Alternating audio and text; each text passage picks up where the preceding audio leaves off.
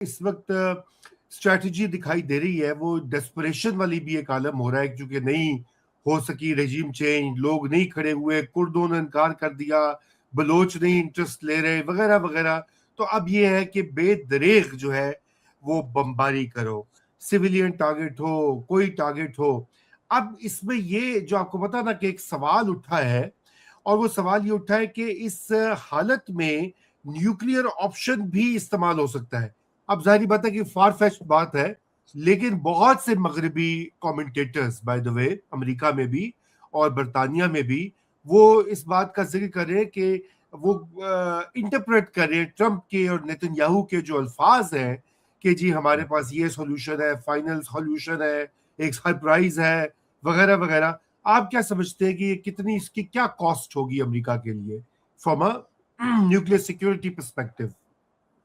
دیکھیے انسانی تاریخ میں ایک دفعہ جو ہے وہ استعمال ہوا ہے، یعنی ایک دفعہ سے مراد ہے کہ 2 بم جو ہے وہ گرائے گئے ناگاساکی پہ اور ہیروشیما کے اوپر، اور اس کے بعد جو ہے جوہری جو ہتھیار ہے اس کا استعمال نہیں ہوا. اور ایک تو جوہری ہتھیاروں کی جو پھیلاؤ ہے اس کے حوالے سے بھی بہت ساری ٹریٹیز ہیں، نیوکلیئر نان پرولیفریشن ٹریٹی ہے، پھر یہ کمپریہنسو ٹیسٹ بین ٹریٹی کی بات ہوئی، پھر پہلے پارشل ٹیسٹ بین ٹریٹی تھی، پھر C T P T I. ایک پورا آپ نے جو ہے وہ رجیم کریٹ کیا جو کہ 3 ستونوں کے اوپر کھڑا ہوا ہے: لیگل، کوئرسو اینڈ نارمیٹو. ٹھیک ہے، اچھا اس میں نارم کیا ہے؟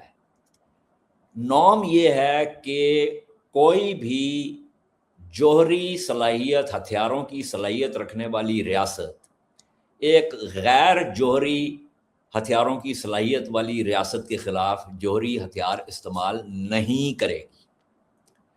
اور اس کا ایک تعلق ہے این پی ٹی کے ساتھ کہ جہاں پہ آپ نے کہا کہ جی یہ 5 ریاستیں جو ہیں جنہوں نے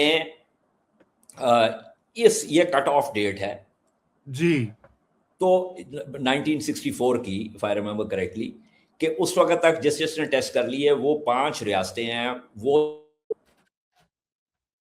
ویپن سٹیٹس ہوں گی، اور باقی ریاستیں جو ہیں وہ جوہری ہتھیار جو ہے وہ نہیں حاصل کریں گی. اور اس کے اندر پھر پاسبلٹی مطلب کیا کیا ان کے لیے کوئڈ پرو کو کیا ہے، اور ان کے لیے آپ نے کیا کیا جو ہے نا وہ وعدے وعید کیے. تو دیکھیے کہنے کو تو اگر کوئی پاگل ہو جائے تو وہ تو پاگل ہو جائے، تو اس کا تو آپ اقلیت کے حوالے سے تجزیہ نہیں کر سکتے. جی ہاں، لیکن اگر جوہری ہتھیار کا استعمال کیا گیا ایران پر، جس کی طرف آپ نے اشارہ کیا ہے، تو پھر میرے بھائی جہنم کے دروازے جو ہے وہ کھل جائیں گے.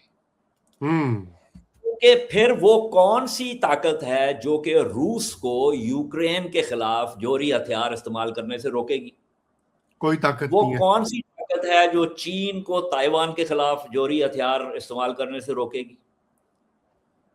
پھر تو مطلب ہے نا کہ پھر تو یہ تو جو پورا آپ نے ایک نارم کریٹ کیا ہے درست، اس کو آپ خود if you want to defenestrate that norm تو then پھر اس کے بعد تو پھر کوئی لمیٹنگ پرنسپل نہیں رہے گا نا.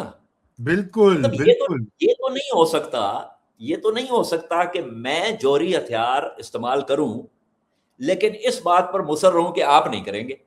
صحیح بھائی بات ہے، آپ کو میں کیسے روک سکتا ہوں؟ بالکل صحیح بات ہے. لیکن جو آپ کے 3 ستون ہیں، اگر ان 3 ستونوں کو آپ نے ڈھا دیا تو عمارت ڈھہ گئی. عمارت ڈھہ گئی تو پھر اس کے بعد تو پھر چل سو چل ہے، پھر تو جہنم کے دروازے کھل گئے. بالکل بالکل ایسی بات ہے.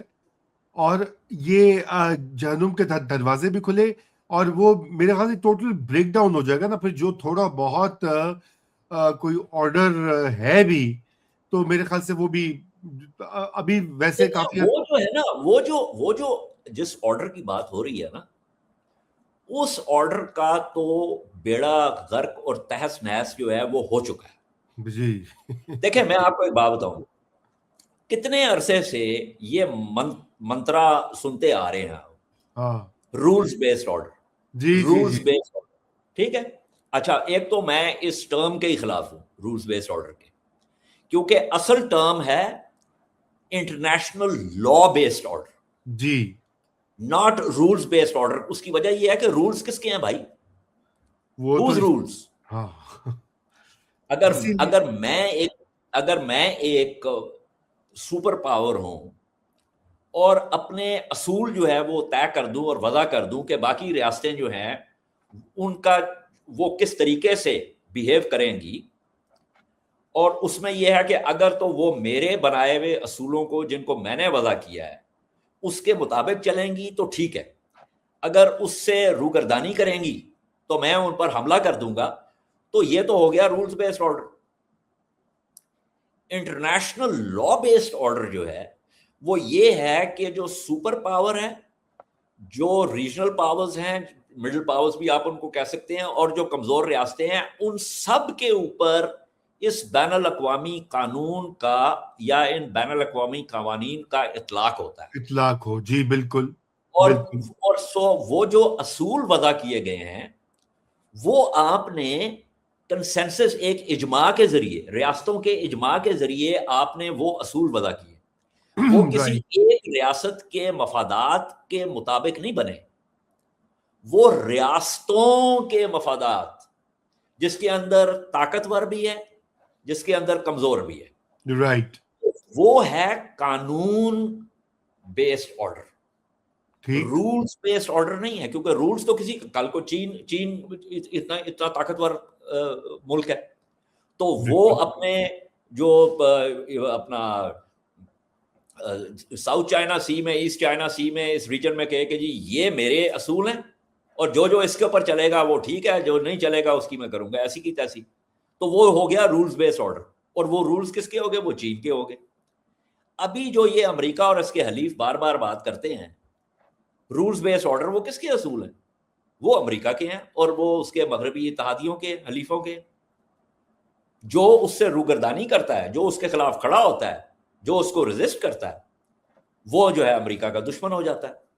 ابھی یہ دیکھیں ذرا, یہ کینیڈا کا وزیر اعظم جو ہے مارک کارنی, وہ ڈیووس میں کھڑے ہو کے کیا اس نے بات کی تھی, تقریریں کر رہا تھا بڑی. اگر میز پر نہیں ہو تو پھر مینیو پر ہو, ہاں ٹھیک ہے. جی ہاں جی. ابھی جو ایران کے حوالے سے جو موصوف نے بیان دیا ہے ان کو شرم آنی چاہیے, کیونکہ ابھی بھی گھسے ہوئے ہو ادھر ہی جا کے, ابھی بھی پوری طرح اپنا وہ ہے کہ, اور اس نے اب ڈیووس کی تقریر میں بات کی کہ جی وہ ساری باتیں ہو رہی تھی بٹ ہم صرف نظر کرتے تھے کیونکہ امریکہ جو ہے وہ ہمارے ساتھ ٹھیک تھا. اب چونکہ امریکہ ہمارے ساتھ تھوڑا سا اوپر نیچے کر رہا ہے تو اس لیے ہمیں احساس ہو گیا کہ جی وی ور لیونگ اے لائے, جس کے اندر اس نے واصلہ حاول کے مضمون کا بھی اشارہ دیا. یہ ابھی بھی برطانیہ ہو گیا, فرانس ہو گیا, اسپین کے علاوہ, اسپین نے تو پوزیشن لے لی نا کلیئر, اور اسپین کے اوپر جو ہے وہ ٹرمپ صاحب نے جو آگے سے بات کی وہ بھی آپ کو پتا ہے. جی جی, ٹرمپ نے اس کو گالی گلوچ کی اسپین والے کو, پریسائسلی گالی گلوچ کی, اسپین نے ایک پوزیشن لے لی کیونکہ اسپین نے کہا کہ یہ جو ہے نا آپ کا جو رولز بیسڈ آرڈر ہے یہ ٹھیک نہیں ہے. اب آپ یہ دیکھیں کہ کل جو ٹرمپ نے ایک بات کی, ایک تو خیر Trump is generally incoherent but on this occasion he was particularly incoherent. تو کہنے لگا کہ جی مجھے تو بتایا گیا تھا, ایک میرے لیے ایک خاکہ پیش کیا گیا تھا کہ ایران کے حوالے سے, اور وہ خاکہ کس نے پیش کیا, اس کی اپنی جو اس نے بات کی اس کے مطابق وہ خاکہ پیش کیا جیرڈ نے, وہ خاکہ پیش کیا اسٹیو وٹکاف نے, وہ خاکہ پیش کیا پیٹ ہیگسیت نے. ٹھیک ہے, مطلب کہ یہ کیا کیا لوگ ہیں, جیرڈ داماد, اسٹیو وٹکاف جو ہے وہ گولف کا پارٹنر اور ریئل اسٹیٹ کا پارٹنر, بالکل, اور پیٹ ہیگسیت جو ہے وہ ٹی وی کا فاکس کا ہوسٹ, جس کے جو اپنی شرٹ اتارے تو آپ یہ دیکھیں کہ اس نے اپنے جسم کے ساتھ جو ہے وہ کیا کیا, طرح طرح کے ٹیٹوز جو ہے, اور جس قسم کے وہ ٹیٹوز ہیں, جیروسلم کراس اور وہ کافر اور یہ سارے, اس سے آپ کو اس کی پوری ذہنیت کا جو ہے وہ اندازہ ہو جاتا ہے. بالکل سامنے آ جاتی ہے کہ وہ بنیادی طور پہ کیا شخص ہے. اور بالکل پھر آپ کو یاد ہوگا پتہ نہیں 2018 میں یا 2019 میں اس کی جو والدہ ہیں انہوں نے جو ایک ای میل جو نیو یارک ٹائمز نے نکالی تھی 2018 کی, ہاں جی جس بالکل کے اندر انہوں نے واضح کیا تھا دنیا کو کہ ان کی جو اولاد نرینہ ہے وہ بنیادی طور پہ اس کے کردار کا خاکہ پیش کیا تھا.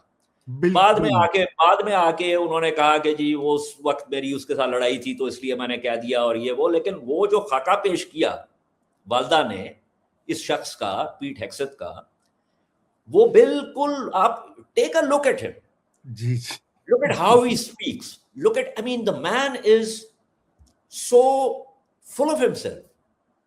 بالکل. تو and he's a violent person. وہ بات اس طریقے سے کرتا ہے اپنا